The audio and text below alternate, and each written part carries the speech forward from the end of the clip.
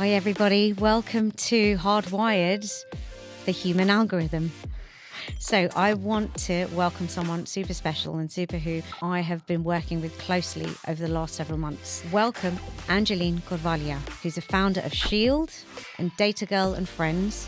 And the two of us have newly co-founded a company called Gen R, meaning Generation Responsible. Angeline is a digital transformation leader, ISTE certified educator, and founder of multiple initiatives that empowers learners and leaders in the digital age. With nearly 3 decades of experience across finance, data, technology and education, she brings a unique background and viewpoints to this table. Her work focuses on fostering AI literacy and online safety with a deep commitment to meeting people where they are in their journey towards responsible tech use. She works to help people thrive in a rapidly evolving digital world. Welcome, Angeline. Thank you for being here.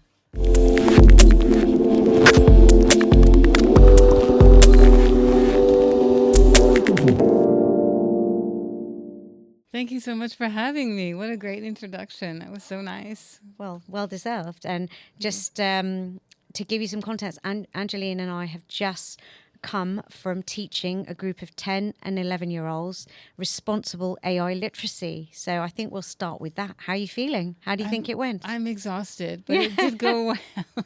It went well. We had 4.5 hours. We had to entertain. Yes.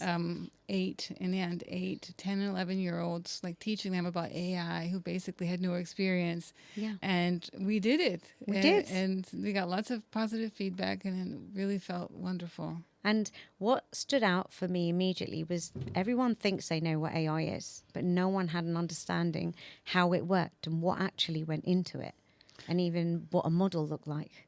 Exactly. Yeah. You know, you asked like, what is AI at the beginning? Oh, I know AI, right? Yeah. And then we dug into the questions, the data and the model, algorithm, all this stuff that usually would be kind of boring for them, but it was important, to help them understand. Like, you have to sit through this, you have to understand it, because otherwise the whole concept of responsible AI and safe AI, you won't get it, right? And of course, the big challenges with such young kids, right, is if you can get it to them, you can get it to anyone, basically, right? And I also feel if they learn, they'll teach. As we've seen the last few years, ChatGPT has democratized AI in one sense, but that's all they really associated, right? When you asked of all the uses, what's their day-to-day, where do we see it in our lives? They almost had to be coached to understand, oh my gosh, it shows up here and here and here. So I think even giving them that level of awareness, I think creates some sort of, at least enables a conversation of how it happens. I think it does. I mean, it was there were kids from all different backgrounds. Yes. And it was important, for example, they see ChatGPT, for example, and they see, with homework and all of this, they know that there's the algorithm on Netflix and all of this. They don't understand about, the cameras on the streets. They don't understand that the decisions that are made about their future, their education, their work possibilities that are linked to AI and linked to how much data the AI has about them. Yeah. And this was something important. If you get them that early, that they can understand that they can also help to use the right models, share with others. Not all of them are equally unfair to everyone. Yes. And it is really to see their eyes like opening to this. It was really beautiful. To that question, do you think it should be the awareness, not the exposure, but the awareness? When do you think is the best age to introduce the awareness and knowledge and implications of it? I think even younger than them. Obviously, you have to start out with what they know and where they are. For example, my daughter, she uses Netflix, Disney, and all of this. And already a few years ago, I explained to her that what you see is very different than what other people see. Yeah. And this is something that many adults don't understand. They still don't know that their social media feed is different than the person sitting next to them. Yeah. This influences everyone's life views, basically. And I think it's very important as soon as kids have access to something that feeds them according to an algorithm, then they need to understand that everyone gets something different, Yeah. and what that means, the implications of it in terms of how well people understand each other are very deep. Yeah. And obviously this slowly over time, with the awareness, Yeah. I wouldn't talk to a 7-year-old about cameras on the streets and Yes. facial recognition. Yeah, that's a But bit much the- surveillance. Someone's Someone's spying on us all the time. What appears in their lives. Yes, yeah. I guess that's relatable, makes it relatable for them and makes them able to understand the context of why things are used. I mean, one thing that does worry me you say not saying it, not exposing 7-year-olds to it, but what age? So we mentioned surveillance today as a segue. When someone mentioned, okay, their cameras on the streets, they didn't see it as surveillance. Yeah. They saw it as catching criminals and catching criminals only, which is quite interesting because that's what they've been fed. Exactly. Right? There was this one part where we broke up. Yeah. And we were talking about, the question was a smart world. We were Yes. living in the future and mine, they just kept talking about what they want in a perfect world. And one thing that really hit me, that they were talking about in a perfect world, everyone has food. There's free apples. They had the example of apples, free apples. Everyone should get apples. And then one came, but some people will take too many apples. They'll get really greedy and they'll take more apples than they need. Yeah. And I said, well, how can AI help with that? And they looked, what do you mean? Well, AI can do something. You can use AI in a positive way. Yeah. And then they came up with, it could help distribute the apples. It could take the information about how many apples people will need and make the assumption and distribute them. Yes. And it's the same with education. In a perfect world, everyone should have an education. I said, okay, but how can AI help with that? And the answer was, well, you have to force them to have an education. Yeah. And Dictatorship playing out there. Doesn't work. That doesn't work. So how do you feel when someone forces you to do something? Yeah. And they said, well, not nice. I said, well, AI can help people find the education that they will love. Yeah. Right? I'm very focused on the negatives, but it's right in this moment, they were just pushing. And they even brought me to talk about the positives of AI because I'm so focused on the risks. Yeah. And it's true. They're at an age where I think also the discussion of AI can help them see the world for its nuances. Yeah. Because to understand AI, you have to understand sooner those nuances if you're going to use AI or just have it in your life, which we do, all of us. I actually think that, so we did an experiment of, they were training an AI model of what represented fire and what didn't.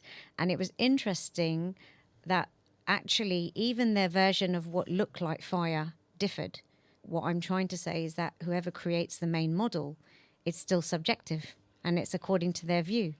It was really hard for me not to go into that too much. Yes, yeah. It's too much for 10 and 11-year-olds. Definitely. But that's really, really important. Yeah, this is something for slightly older that they would get into because that's really, I said, understand that every step of this has humans involved.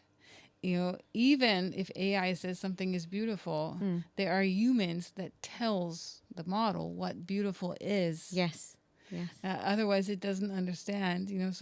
That's something for the next few years. Definitely, I think that's the next one we do. 13 to 14-year-olds, definitely, because Angeline and I have created a curriculum for K-12 schools, and this is the type of conversations we are having with this curriculum. It's not just, okay, adopt AI and here are the facts and figures behind it. Here's how to responsibly use it. You actually have to have these conversations about nuance, about different, where differences in general and inclusion in general. Otherwise, all it becomes is a polarized version on speed.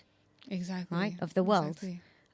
Even my group were talking about, actually, we started on climate and they got really scared because they said, okay, well, hold on, our phones get really hot, this gets really hot, that means we're all going to die. And like, no, it means that, okay, so the protectionism of the earth, like some of the protection the earth had, it doesn't have any longer. And so they went to disaster in terms of, okay, then I said, so if you're in a smart world and this was happening, what would we do?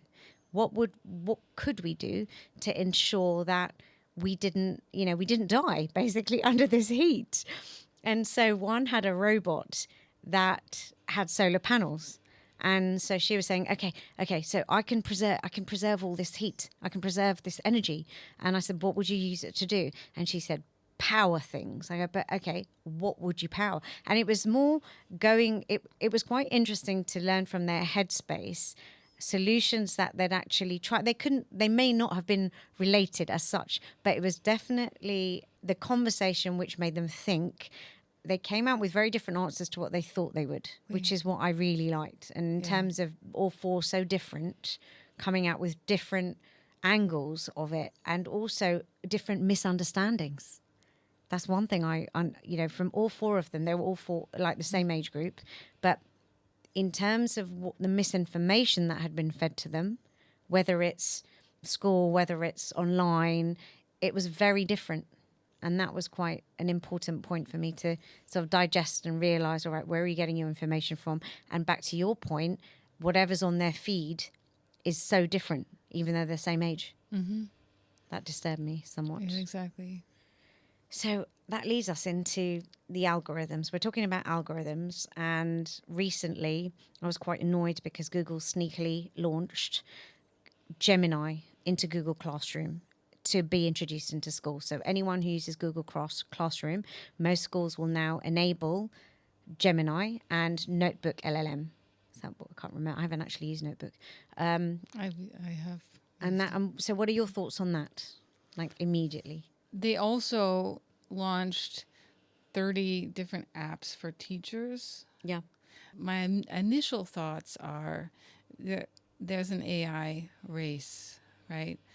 So just to go why this is a problem, because what these companies want is to get people as early as possible, the adopters as young as possible, so they will stay true to the AI tool. So this is my first initial annoyance that this is part of the reason that Google and co are putting it into schools. The second one is that people aren't ready. No level of this is ready. Yeah. And actually I had last Tuesday, I had 5 different 1-hour sessions with young adults. They were all between 17 and 21 from 5 different countries. So Ghana, Nigeria, Kenya, and the United States. See, those are in Zimbabwe, 5 different countries. Hearing them talk about the influence of AI in their lives, right? Because all of them were at least halfway through high school when it came. And when you listen to that age group, there's this, and you hear their stories about how they use it, how their teachers react to them using it. And obviously, I've heard from teachers as well how the admin and the parents react, and then also companies and governments who are pushing. So all these different parties are on completely different pages. Yeah. Young people, they want to use it. And most of them that I've spoken to are very aware of the fact that there are a lot of risks related to this. They understand it, but they have no guidance on the proper usage. Teachers are very unfortunate because it's changed the game from one moment to the next in education. They also didn't get any prep. Yes. Some of them are diving into it. Most of them, whether they actively don't want to or they don't have the time, they don't know.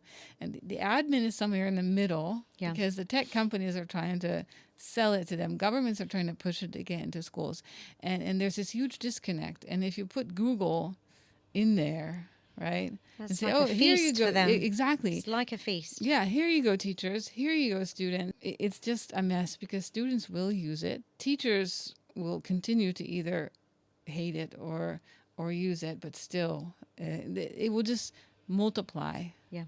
And it's very unfortunate because we need to prepare people on all levels. Young people need to have an education. And how can they have an education if the educational system is not prepared for the tool that has changed the game? Educating them. Yeah. Yeah. I mean, I'm super annoyed about it, and I'm super annoyed by schools saying, yes, so we know about it. It's great. We got mailed about it.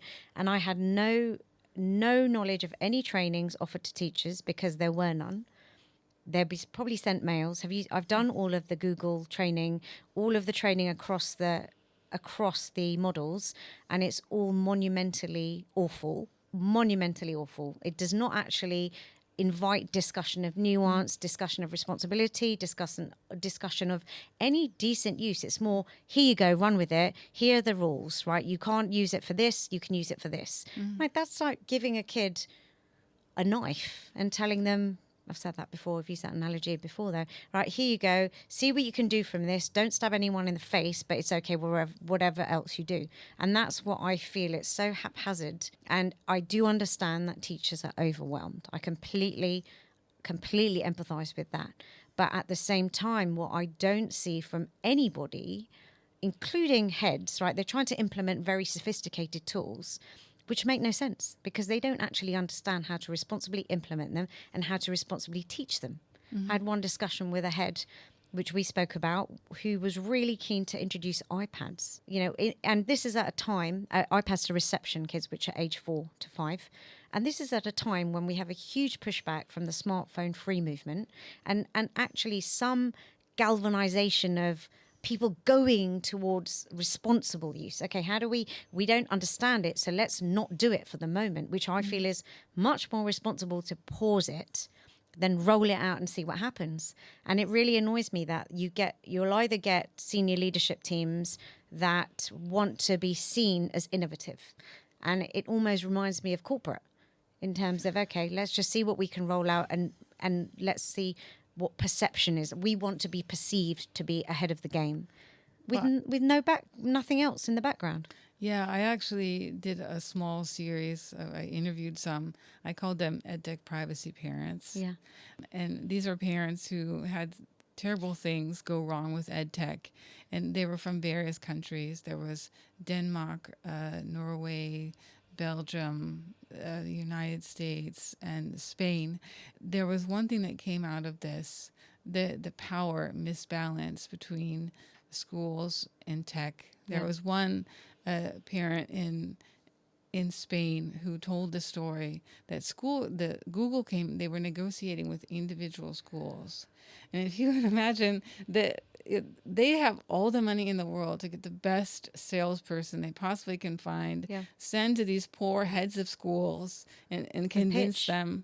Pitch. It is. It's like a pitch. Exactly. I imagine my daughter's school, there is no way they would have any chance against them, right? And governments are pushing at the same time. We have to win the AI, whatever words they use for it. We have to win the AI race, basically. So schools are like, we have to be on board. And, there's this big power imbalance with this, right? So, there's the push, you've got to do it. And there's no one on the other side saying, but this is not the way. This is the risky way. In the case of EdTech, all those parents that I spoke to, it relied on the parents to just raise their hands and say there's something wrong. Can you give an example of one of the EdTech platforms? Are you allowed to? Yeah, I can. I mean, Google is usually the one. Yeah. No, Gemini's being rolled out, parents, just so you know. Yeah, I mean, Google, I mean, they come and YouTube is also owned by Google, right? There was an example in Spain where they come, and many actually examples where they give like YouTube accounts to all the kids, and they put all their personal information on the YouTube accounts. They didn't tell their parents. There was like school, age, birth on the YouTube account. Once one of the parents found out that his son had a YouTube account because his son came home upset that he was being bullied on YouTube, and he's like, that's impossible because you don't have a YouTube account. And so this is the kind of thing. And there was another one that was insane. The government decided from one school year to the next, they're going to get rid of all the books because they went through the most digitally transformed society in the world. And so they gave iPads by chance. And there was a first grader, and there was one parent who works in digital transformation. So he immediately saw all the data out that was flowing. Yeah. And he also, there was no controls. So he called a meeting, he called the local media, the school officials, parents and teachers, plugged in a first year iPad, and immediately went to Pornhub. Okay, yeah. I mean, I'm scrolling today. Nikki talks a lot about this. Yeah, and and in that country, the parents, after 6 months, they managed to convince the school, the government, that they have to have controls. After 6 months, a lot Yes. can happen in six Yes. months. The government took a year and a half to set the rules. So the kids are like free for 2 years to do whatever on their iPads in schools. And then the result was the schools need to put in the controls, but schools don't have the know-how. The know-how, exactly. And this was all before AI, like Gemini, is in the mix. Yeah. So it's really just to give an idea about why this is so urgent, right? Yeah. Because all of this was, kind of going wrong before, and now that models, you can put controls in, but even the tech companies can't really control them. No. They can't always. And kids can do all the workarounds with VPNs and other routes. It's so easy for kids to do that. And they're just tech savvy. They've grown up with digital. So to them, it's second nature. It's not actually a chore to try and do a workaround. It's just almost automatic. Exactly. And that's why we're doing what we're doing. Yeah. Right? Yeah. Because we have to help them help themselves. Yes. Basically. Yeah. I mean, it's easy to say all of this, we should be doing a better job to help you, but we're not. We can't change the world, but we can change the individual. Yeah. And we can create the young leaders who help those around them. Yes. And so that's why it's so great, such a great feeling doing things like we did today. Yes. I mean, we do create CPD accredited courses for educators as well. So what our intention is, every single stakeholder affected by this should have a resource to go to, and not just any resource, something that's understandable, relatable, meets them where they're at. Because all of the main platforms are doing a one-size-fits-all in terms of knowledge, right? And that's not going to work. Different cultures, different demographics, different social circumstances, different tech abilities. And this is why, there's room for so many of us to do this. And I think the more Angeline and I came together by serendipity, and we're basically doing, we have the same mindset, we want to help, and we're both angry as well. And I think that's a really good combination of creating action and creating very quick action in the midst of this.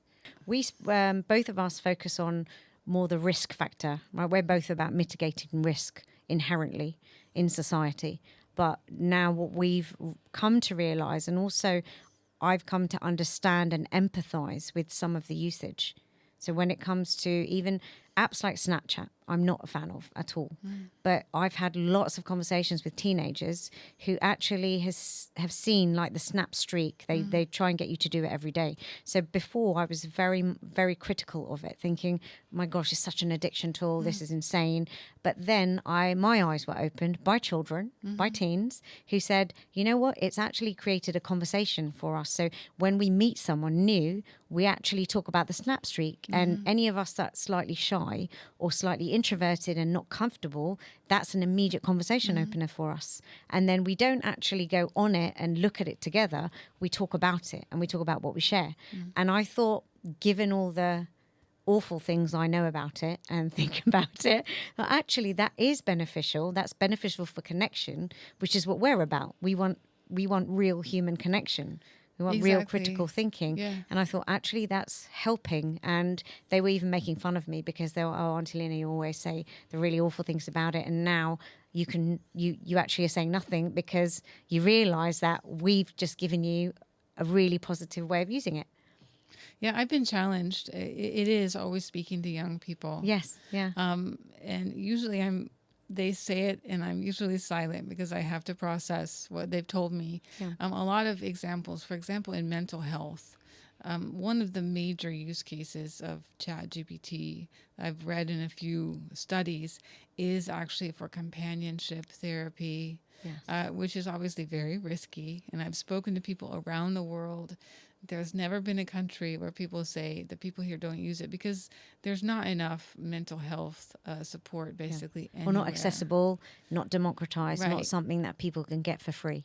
So this is a good thing. Yeah. It's a good thing that there's an additional resource for people to use.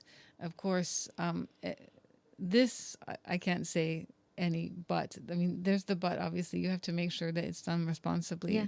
People need to have this. There's also companionship for people who are alone, like older adults. I think in Korea, Japan, maybe that they have companionship dolls Yes. for older adults who are traditionally very lonely. Yeah. And if you can give them dolls, that can really do a lot for their, how they appreciate life Yeah. still. It's a beautiful use case. I feel that would be very much abused, given I've seen so many of the very human-like humanoid robots that are either used for sex or for submission. That's the problem with the slippery slope, right? Yeah. Because something like that, you have to do it very, very carefully. And unfortunately, if you have no rules, which is basically the way it is now, Yeah. then there's horrible examples of marketing to the most vulnerable, like always. grief bots. Yeah. Is when I first heard about grief bots, I was like, I couldn't speak for 20 minutes. Yeah. And grief bots are, when somebody has died or passes away, then there's an AI that imitates the person. Like that, sometimes people who will be sick, they will want to have an AI. They'll want to help the people that stay behind. And obviously that is one of the most vulnerable moments in our lives, when we lose a loved one. Mm. And there's so much that can go wrong. Yeah. On so many levels. If we're giving them an AI chatbot. So this is an example of well-intended in some cases, but extremely risky. Yeah. So I mean, it would be a helpful use case if people knew how to do it, or or if there was actually responsible guardrails around it. Exactly. But I don't think there ever are. I think, if I had a loved one who had, say, one of the dementias, if they had Alzheimer's, for instance, I would love them to have a companion who could understand them and comfort them and make them feel loved and purposeful. But I just don't see that use case when I'm thinking of scalability of that and how much it would cost a person in real need. I think it wouldn't be scalable enough to make enough money. Whereas the sex industry has always been one of the most profitable industries throughout time. So I think that's a natural. When it comes to intentionality, I feel people would have a good intention to design a tool ethically and for a really valuable use case. But then I feel the next stage, when it comes to growth and when it comes to them getting investment to scale it, I feel that's when it goes wrong. Even when you get VC involved, for instance, buying schools, buying care homes, they cut costs, and they cut costs of essential services that are needed. And I feel that would feed into, and that has actually fed into, when I look at Series C and of investment rounds.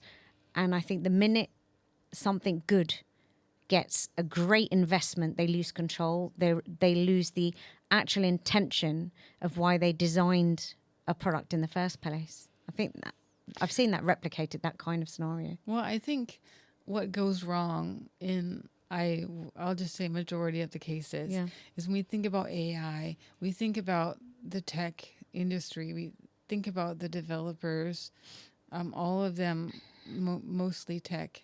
But when you have these use cases that we're talking about, it isn't just the tech industry. No. If you're going to have an AI therapy bot, if you're going to have a grief bot, it needs to be developed with mental health professionals. Yeah. And this is what needs to change. Like, all of these use cases can have a place, but we cannot say it's AI, so it's the tech company. It's not. It is, you need to have the professionals there. And this is what we kind of leave out, right? This is, I think, a solution, a major solution would be to change the requirements, or to change even the mindset that we cannot do this alone. But still, what you said about the money once they go for investment. You need to have some return. Yeah. But still, there needs to be this responsibility and understanding that it is becoming more and more human seeming. Yeah. And the more it seems human, the more we need to understand. We need to treat it as we would a human. Yeah. If I have a bot that seems like it is a therapist and it says I'm a therapist, they often say I'm a therapist, Yes. Yeah. then it needs to be treated that way. It needs to not have no controls. Yeah. Because You wouldn't go to a counsellor or a psychotherapist who didn't have a qualification or training of being that. Yeah, you and it wouldn't would go be to a doctor illegal. unless they had a medical Yeah. degree. It would be illegal. Yes. And that's the thing, that the better they get, the more we need to say, okay, then it's not human. This would cause all sorts of confusion with people, I understand. But still, like, it's human enough to trick enough people. Yeah. So let's treat it not like some kind of tech robot, but like something that is being used to replace humans. And if it is, then it needs to be have the same rules and So what do you think could be a solution for that in terms of, we always know where the problems lie, both of us. And I feel I think psychotherapists should develop their own AIs because it's trained, but it has to be trained with them. Wouldn't that work? That would democratize help and therapy. And I think that's one thing that I feel our whole, we all need as humans right now, especially when the most digitally connected, most human unconnected we've ever been. And there's so much uncertainty, divisive content, divisiveness out there, wars everywhere. It just doesn't feel that there's anything positive. So I think that would actually be super helpful for people right now. You mentioned Shield when you were introducing me. Yeah. Shield is like my balsam and my Band-Aid for the world. The reason that I feel like there are positive things is because Shield is this like collection community of people and small organizations around the world that find each other, work together, listen to each other. And actually we do have, on the 22nd of October, we have together, that's with a psychotherapist in the U.S., we're having a AI therapy bot day. Brilliant. We have a bunch of professionals, professors that are going to speak. There's even some students, like psychology students, who are saying what it's like to learn. So I'm going to find out. I don't have an answer for that one. So it's like to find out about that, because you said the tech world makes us feel like we're connected, but actually what it's connecting us to an array of they're profits, basically. That's what we're all connected to. It's connected to what I was trying to say. It was connected to stereotypes, biases, and we can think that we're connected, but actually we still need to talk to each other and see each other. I do think that will become more prevalent. Like, there has already been an increase in real life experiences that people want to get involved with. I think even the humanness of everything, and I feel that will continue because humans need humans ultimately, and I will always believe that inherently we are creatures of nature, and we need to be surrounded by that, whether that's human or the outdoors. But I think that's one thing. There will become a movement of that, and I really feel that's already happening, which I'm really happy to see. And I'm hoping that alongside that we start seeing responsible use of a therapy bot developed with a therapist. I mean, how fantastic, right? It's needed. I mean, we cannot pretend that there's going to be enough mental health professionals to help everybody. So why not have a responsible, bot and young people as well? It's really nice. Like the people in the age group that I mentioned before. This has happened multiple times where you ask them, what's the favorite part of your life or your day? And it's always the time when their phone is down.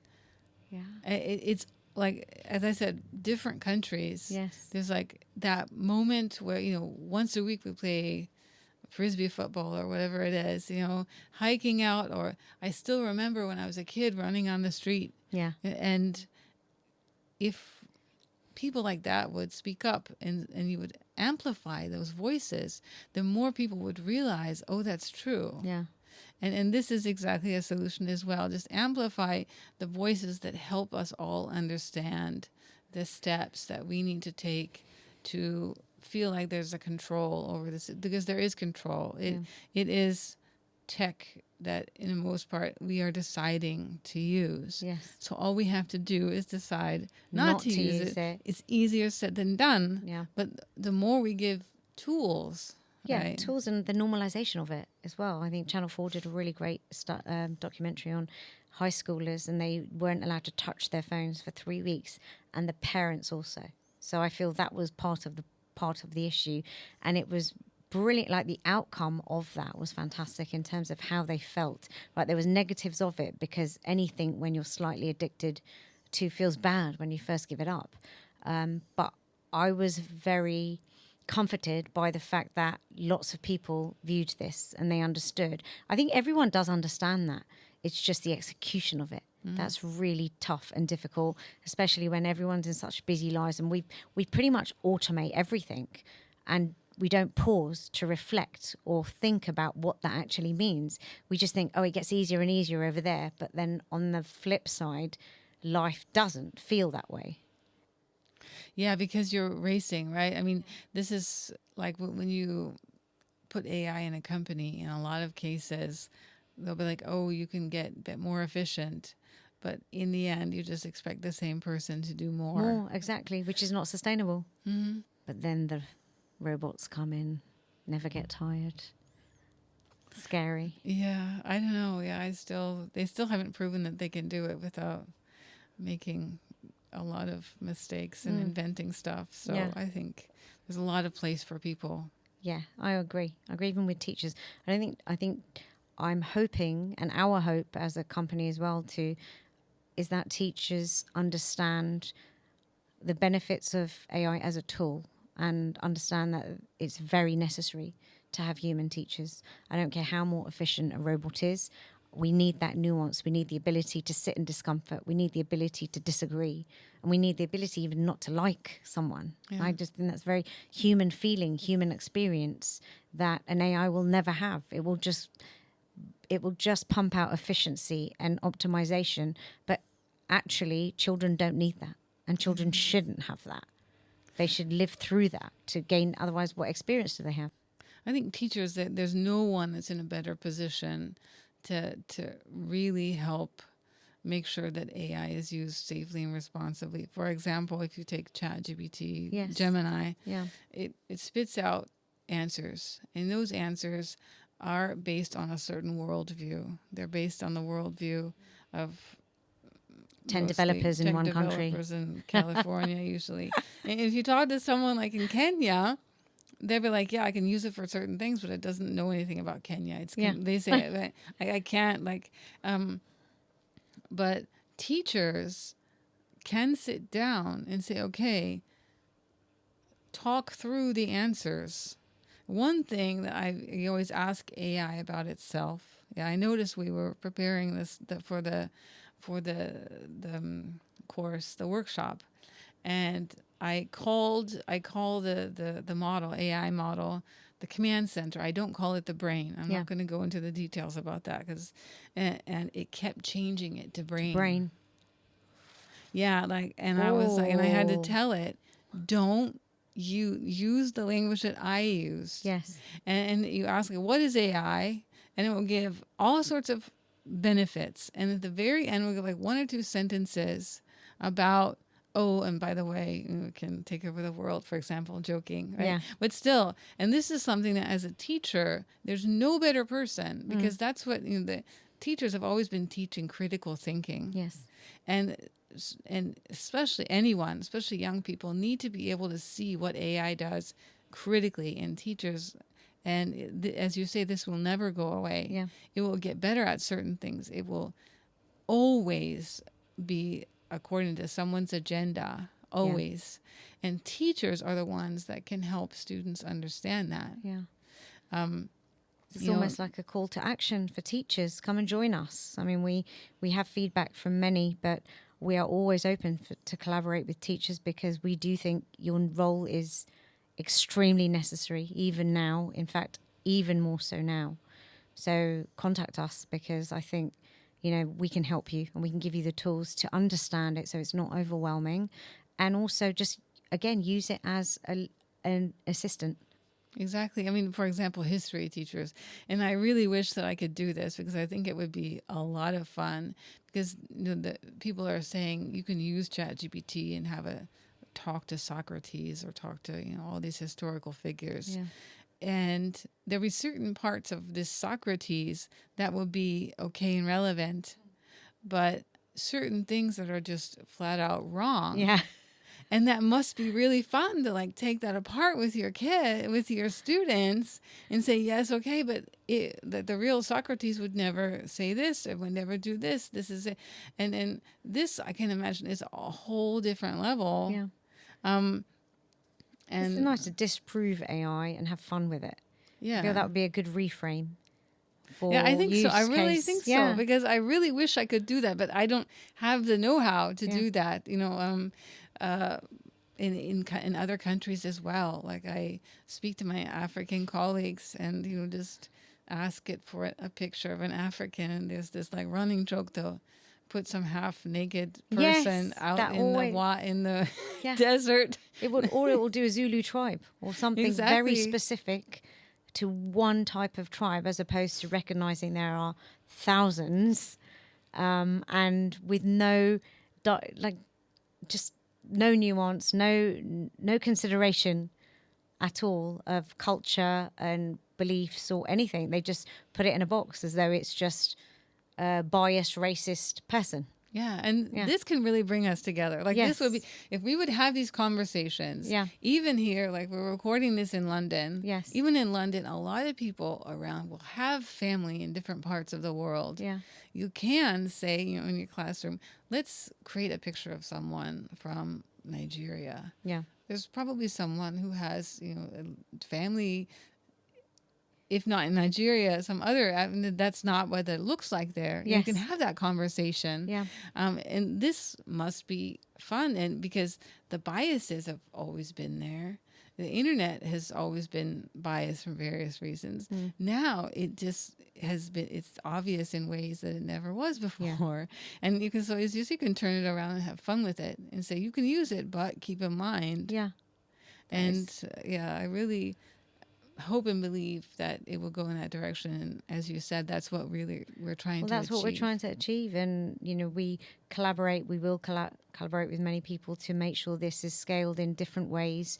We all have a part to play. And I think we're all connected as humans, whatever our past is, whatever culture we're from. At the end of the day, the thing that connects us is the fact that we're all human beings experiencing having a human experience.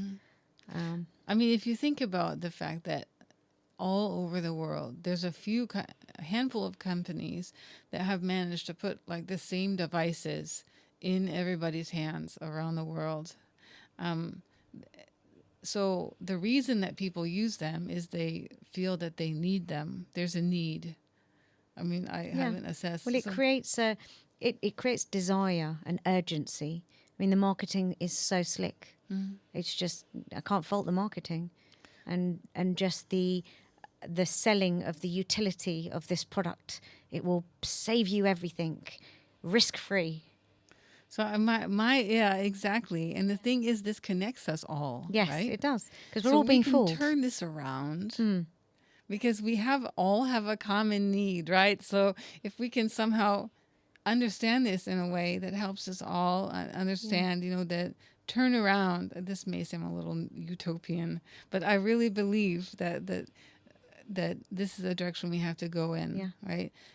We all have similar problems with tech because we all feel like we're having similar needs met by tech. Yeah. So if we can recognize that and more of us will understand that we're connected, then this will help, as you say, us find each other again as humans.